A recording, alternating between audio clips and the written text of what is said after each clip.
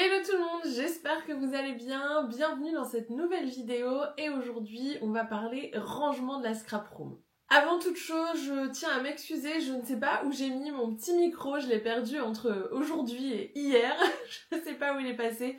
J'espère donc que le son de cette vidéo va pas être trop mauvais puisque vous avez uniquement le son de ma caméra qui est enregistré. Comme je vous le disais, aujourd'hui on va parler rangement et je vous avoue que cette vidéo je la fais aussi pour m'obliger à ranger ce qu'on va ranger ensemble aujourd'hui puisque ça fait des mois que je me dis qu'il faut que je me pose et que je range cette partie de mon matériel et que je me dis que c'est pas si grave, que je pourrais le faire plus tard, mais en fait on arrivait à un stade où clairement ça déborde de partout dans la scrap room, donc je vais vous montrer juste après. Mais aujourd'hui, je vais ranger avec vous mes dies et mes tampons clear, puisque j'ai comme objectif, avant la fin du mois de décembre, voire peut-être début janvier en fonction de comment je vais être organisée, mais j'ai comme objectif de ranger et de trier l'intégralité de cette scrap room. Vous comprendrez un petit peu plus tard pourquoi ce besoin de gros rangements et de gros tri. Mais c'est vrai que ça fait quelques mois que je dis ça et quelques mois que je retarde l'échéance. Et je me suis dit que le fait de vous faire une vidéo par jour du lundi au vendredi, c'était l'occasion parfaite pour me motiver à ranger avec vous. Je sais que vous aimez bien ce genre de vidéo et moi ça me motive clairement. Donc on va faire d'une pierre deux coups et aujourd'hui on va ranger, trier et réorganiser mes tampons clear et mes dies. Ça va me permettre de vous montrer mon système de rangement et en même temps pour ma part de ranger tout ce qui déborde de partout. Mes tampons et mes dies sont rangés, alors vous les verrez pas, ils sont derrière moi dans la Dreambox. Je vais vous emmener avec moi pour vous montrer quand même l'étendue des dégâts et pourquoi on se retrouve pour faire ce rangement aujourd'hui et ensuite on va ranger puisque c'est le but de cette vidéo. Donc mes dies et tampons sont rangés dans ces boîtes-ci qui sont les boîtes de ma Dreambox. J'ai pas énormément de dies et de tampons, comme vous voyez ça rentre dans 2 boîtes pour les dies et pour les tampons je crois que j'ai 3 boîtes. Dernièrement quand j'achetais des tampons à la place de les ranger, pareil pour les dies, je suis venue, vous voyez, faire un fourre-tout à ce niveau-ci. Et pareil pour les dies, il y a une belle petite flopée de dies que j'ai acheté dernièrement. Je pense que c'est peut-être 6 derniers mois que j'ai pas remis les pieds là-dedans. Et je fais un peu l'autruche, c'est-à-dire que quand j'ai besoin d'un dies là-dedans, je viens chercher là-dedans. Si j'ai besoin de la pile, je regarde dans ma petite pile et après je remets tout en bazar. Donc là, il faut vraiment que je fasse quelque chose puisque, vous voyez, pour les tampons, en fait, ça ne passe plus ici. J'ai commencé à en mettre là. Et pour tout vous dire, j'avais déjà un bac à tampons non triés, un petit peu bazar qui était ici. Donc il va falloir qu'on fasse quelque chose, donc je vais sortir toutes ces boîtes-ci, je vais les amener sur le bureau et on va ranger tout ça ensemble et comme ça je vais en profiter pour vous montrer la façon dont je les range puisque je ne les laisse pas dans les pochettes dans lesquelles elles sont rangées de base. J'ai tout ramené et autant vous dire que même à l'intérieur des bacs en fait c'est le bazar, j'avais pas remarqué. Donc première chose, je vais sortir, vous voyez tous les trucs qui sont censés être rangés dans des pochettes mais qui en fait sont uniquement dans des bacs classiques. Je vais les sortir. Je suis pas sûre d'avoir tout ce qu'il faut aujourd'hui pour ranger tout ce que j'ai à ranger, puisque il y a des dies pour lesquels j'ai pas encore trouvé la taille de pochette parfaite. Donc je vais commencer à sortir tout ce qui traîne. Non mais là, regardez, je sais pas si vous allez voir, mais oh là là, j'ai carrément des dies que j'ai dû jeter dans la panière en me disant ils seront pas perdus, mais du coup ils sont même pas rangés en fait. Alors attendez, je vais tous les sortir, ceux-là. J'ai déjà des petites pochettes que j'avais dû préparer en me disant que ça me ferait gagner du temps. Très bonne initiative de la Lucille il y a quelques mois. J'ai vu que j'en avais par là aussi. Ouais, nickel. Par contre, elles n'ont pas l'air d'être aimantées. Donc il va falloir que je m'occupe de tout ça. Première étape, je vais trier tout ce que j'ai pour voir un petit peu si déjà il y en a dont je ne me sers pas. Souvent mon test pour le tri... Alors oui, faites pas attention à ce qui est écrit là. En fait, le bac maintenant, hop, il est de ce sens-ci. Et je vais déjà regarder ce que j'ai pas utilisé depuis longtemps. Souvent c'est un peu le test quand j'ai des dies ou des tampons que j'ai pas utilisés depuis plus d'une année, voire 2 ans. Souvent c'est des choses que je revends puisque je sais que je les utiliserai jamais. Donc je vais trier tout ça et ça me permet souvent aussi de redécouvrir des petites choses.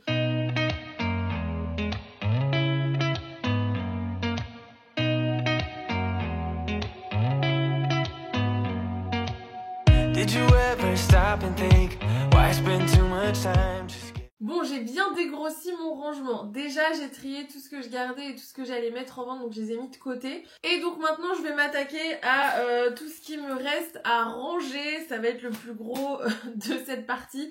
J'ai aussi mis sur ma petite plateforme magnétique tous les dies que j'ai retrouvés qui traînaient à l'intérieur des caisses. Donc ça c'est pareil, il va falloir que je les intègre dans une pochette puisque pour l'instant ils ne sont pas rangés. J'ai ressorti aussi toutes les petites pochettes que j'avais déjà préparées. Il m'en reste quelques-unes qu'il faut que je prépare, donc je vais vous montrer un peu comment je fais, mais vous allez voir c'est très très simple. Du coup c'est parti. Donc j'ai trié les grands donc qui vont aller dans les grandes pochettes et les plus petits qui vont aller donc dans les plus petites pochettes. Et je vais venir les répartir à chaque fois dans une pochette différente. Je fais toujours une pochette pour une planche de dies. Comme ça me permet de ne pas mélanger différents thèmes, différentes marques et de m'y retrouver plus facilement quand je fais une création. Donc je vais commencer par les petites. Et alors comment je procède? Je prends une pochette transparente. J'essaierai de vous mettre les liens pareil en barre d'infos de tout ce que je vous montre dans cette vidéo.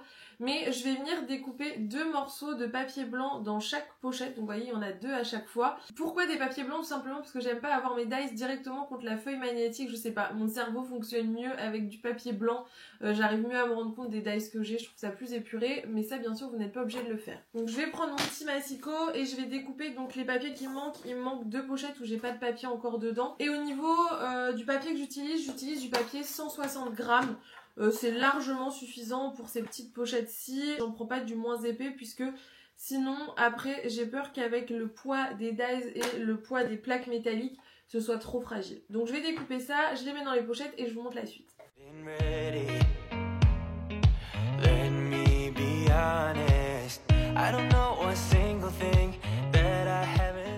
Donc ça y est, j'ai tout découpé. Maintenant je vais passer à la découpe des plaques aimantées puisque en fait entre chaque feuille blanche je vais venir glisser une plaque aimantée. Et du coup pour les plaques aimantées, moi je les découpe directement au massicot, ça se découpe super bien, donc il n'y a pas besoin d'avoir quelque chose de plus puissant. Juste le massicot c'est parfait pour les découper. Bon, je sais plus trop où j'en étais, j'ai été interrompue par une livraison. Donc je vous disais, j'ai découpé mes feuilles magnétiques, j'ai découpé aussi mes petites feuilles blanches et du coup la dernière étape c'est assez simple, c'est que je vais venir coller les feuilles magnétiques directement aux 2 des feuilles blanches. Faites bien attention à, si vous refaites la même chose, à coller le côté brillant directement contre la feuille. J'ai encore un morceau de polystyrène, j'ai dû aller ouvrir un colis. À bien coller, je vous disais, la partie brillante contre la feuille pour que justement ça puisse, hop, par magie, s'aimanter. Donc je vais préparer tout ça, sachant qu'il y a certaines pochettes que je vais faire en double, c'est-à-dire où je vais mettre justement de l'aimant des 2 côtés pour pouvoir aimanter des choses d'un côté et aimanter des choses de l'autre. Je fais ça souvent sur les gros sets de dice, par exemple ceux de chez Laura by Laura. Bah vous voyez, celui-ci il va pas rentrer entièrement d'un côté, donc je vais devoir mettre de la feuille magnétique des 2 côtés. Donc c'est parti, et j'utilise bien sûr toujours de la colle en souris, c'est ce qui est le plus simple avec les feuilles magnétiques. When I see you, my heart starts racing, but I don't know if I like this chasing and playing and waiting around. It's a shame that my hands start shaking all of the time when... Et donc voilà ce que ça donne. Je vais prendre tous mes petits dies donc qui font partie de ce set-ci de Laura by Laura qui pour le coup était au fond de mes boîtes comme je vous disais. Et après en fait il reste plus qu'à venir tout simplement hop, les répartir un petit peu partout. Justement des 2 côtés, donc là je vais bien les mettre des 2 côtés puisque je pense que j'aurai pas la place de tout mettre d'un seul côté. Je vais regarder mais ça me paraît un petit peu compliqué. Je vais essayer de pas séparer les choses qui vont ensemble, c'est-à-dire les morceaux de maillot de bain ensemble, ce serait mieux quand même. Hop, les petites lunettes et je vais mettre le reste de l'autre côté. Ah, il me manque attendez. Il me manque la barre pour le parasol. Je sais pas où je l'ai mise. Bon. Il faudra que je recherche ma barre de parasol puisque, vous voyez, il me manque celui-ci. La tongue, il y avait 2 pieds, c'est pareil, j'en ai qu'un. Ah, bon, il m'en manque certains sur cette planche-ci, il va falloir que je les retrouve. Je pense qu'ils sont quelque part de toute façon dans la scrap room. Et du coup, une fois que c'est fait, ça ressemble à ça. Donc on a des dies des 2 côtés. Et ensuite, bah, pour terminer, c'est très simple. Je prends une petite pochette, je le mets dans la pochette. Et du coup, voilà ce que ça donne une fois terminé. Sur certains sets, alors les Laura by Laura, je le fais pas forcément, puis je les reconnais facilement. Mais sur certains sets où souvent ils sont gris, je viens avec ma petite machine pour faire des étiquettes, faire une étiquette en mettant le nom de la collection et la référence. Ou alors, quand c'est possible, je découpe une partie du packaging et je le mets à l'arrière, comme ça moi j'ai toutes les références qu'il me faut quand je cherche de quelle marque et de quelle collection les dies viennent. Donc voilà un petit peu pour mon organisation pour mes dies. Et ensuite, bien sûr, je les range directement dans mes petites boîtes. Donc je vais faire ça pour tous les dies qui traînent, les petits et les grands, et je vous montre à la fin ce que ça donne.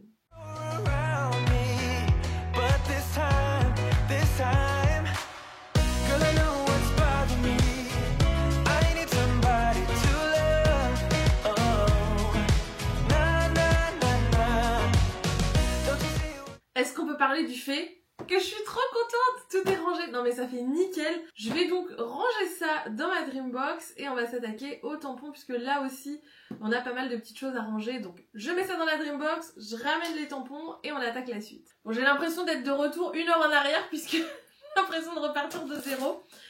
Pour les tampons c'est un peu particulier parce que j'ai des formats de tampons pour lesquels j'ai pas de pochette à la bonne taille. Il faut que je trouve des pochettes un peu plus grandes. C'est surtout les tampons de chez Laura by Laura.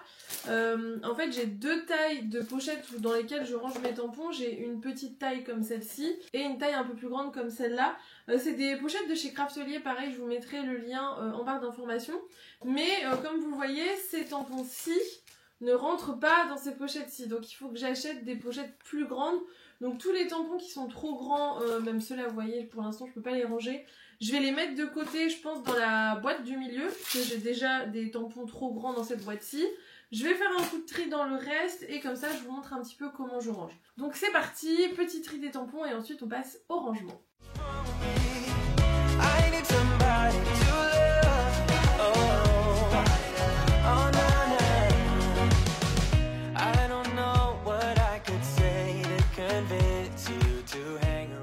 On sent l'addiction au tampon de chez Laura by Laura. Non mais c'est catastrophique, j'en ai encore là.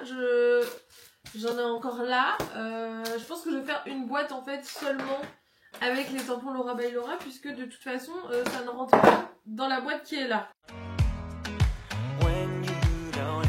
Alors j'espère que l'angle n'a pas trop bougé, j'avais plus de batterie dans ma caméra. Je vous disais pour les tampons j'ai rangé et trié comme j'ai pu.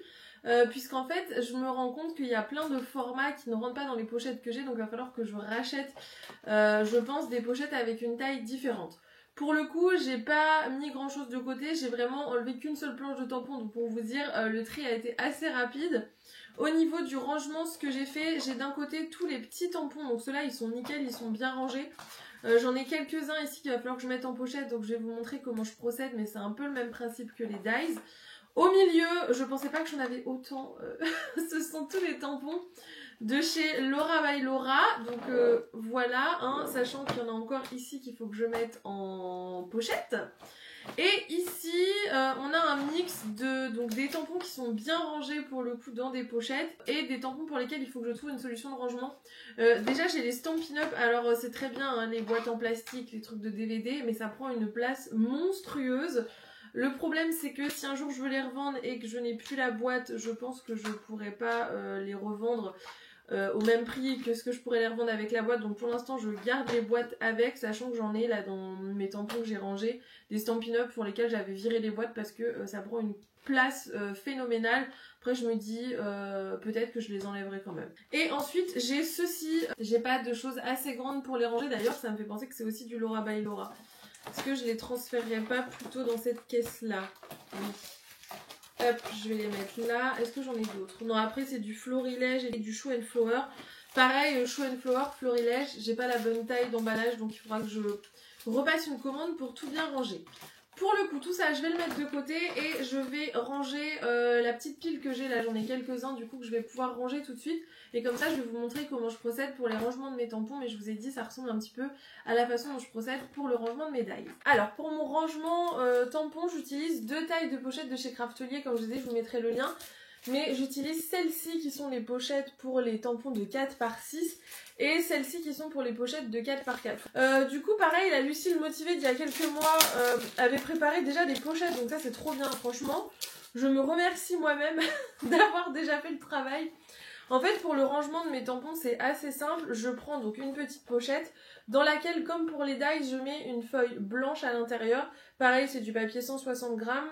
Pourquoi feuille blanche? Tout simplement parce que comme je vous le disais pour moi c'est plus visuel et surtout pour les tampons, sachant que c'est déjà du transparent sur du transparent. Et ensuite bah, c'est tout simple, je prends hop mon petit paquet, celui-là je pense qu'il est dans une petite taille, je viens mettre mon tampon à l'avant du paquet.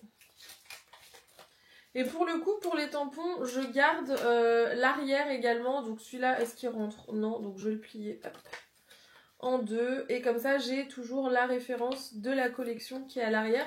Et le fait d'avoir tous les tampons dans un même format, sur un même visuel, je trouve que c'est beaucoup plus facile de s'y retrouver et de choisir ce qu'on a besoin. On n'est pas happé par le packaging, par les motifs de la boîte, etc.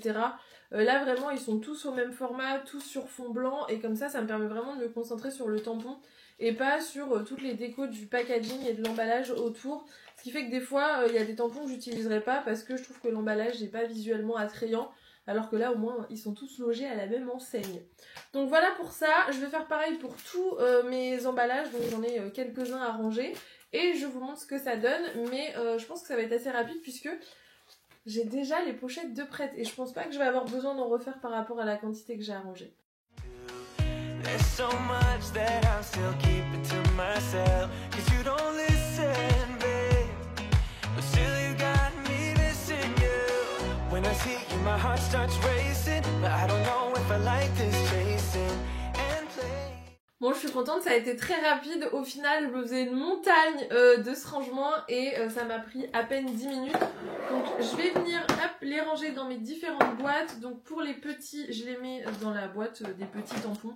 Hop, comme ça, il n'y a pas de problème. Et donc là, j'ai un grand tampon que je vais ranger ici. Vous voyez, là, ceux-là, c'est des Stampin' Up et je les ai sortis de leur boîte. Je pense que les puristes de Stampin' Up vont me détester, mais je comprends pas ces boîtes énormes juste pour des tampons. Bref, c'est pas la question. Et celui-ci, c'est un Laura by Laura. Alors, il est du même format que ceux-là, mais je crois que je vais le ranger ici pour le mettre avec ma collection de Laura by Laura. Et donc c'est quand même un peu plus propre. Je sais pas ce que vous en pensez. Bon, on n'est pas sur des bons formats partout, mais il faudra que je rachète des petites pochettes. Je regarderai sur Craftelier s'ils ont une taille au-dessus pour le rangement des tampons. Et je trouve qu'on est plutôt pas mal. Je vais aller ranger tout ça et je vous montre ce que ça donne. Mais je pense que ma Dreambox va être beaucoup plus épurée et on n'aura plus tous les trucs qui dépassent sur le dessus. Bon, du coup, je vous montre ce que ça donne une fois tout rangé. Alors, au niveau des dies, franchement, on est nickel. Il n'y a plus rien qui dépasse. Non, mais regardez, c'est trop satisfaisant. Franchement, pari tenu sur les dies. Par contre, sur les tampons, du coup, on n'est pas parfait. Alors, autant cet étage-ci, je trouve que ça fait clean. Même s'il y a différentes tailles, il n'y a rien qui dépasse. Donc, ça fait très rangé. Le seul souci que j'ai, c'est à ce niveau-ci, donc pour la boîte des Laura by Laura, en fait les grands tampons ne passent pas avec ma hauteur d'étagère. Donc je les ai mis sur le dessus. Mais franchement, je pense que par rapport à ce à quoi ça ressemblait avant, on est quand même loin du bazar que j'avais au-dessus de mes boîtes. Donc je suis très contente et très satisfaite de mon petit rangement du jour. Donc voilà ce qui conclut cette vidéo sur le rangement de mes tampons et mes dies. Si cette vidéo vous a plu, comme d'habitude, n'hésitez pas à la liker et à me dire dans les commentaires la façon dont vous rangez vos tampons et vos dies. Est-ce que vous les laissez dans les emballages? Est-ce que vous les organisez d'une certaine façon? N'hésitez pas à me dire. Et surtout, comment vous rangez vos grands tampons? C'est vraiment la question que je me pose. Donc n'hésitez pas à me laisser un petit commentaire si jamais vous voulez m'aider sur ce sujet. Moi, je suis très contente de ce petit début de rangement. Alors, quand on voit l'état global et tout le matériel que j'ai, c'est vrai que c'est une petite partie. Mais c'était quelque chose que je repoussais depuis des mois. Donc, je suis trop contente de l'avoir fait avec vous. J'espère que ça vous aura plu. Et nous, on se retrouve demain pour une nouvelle vidéo. Bye bye!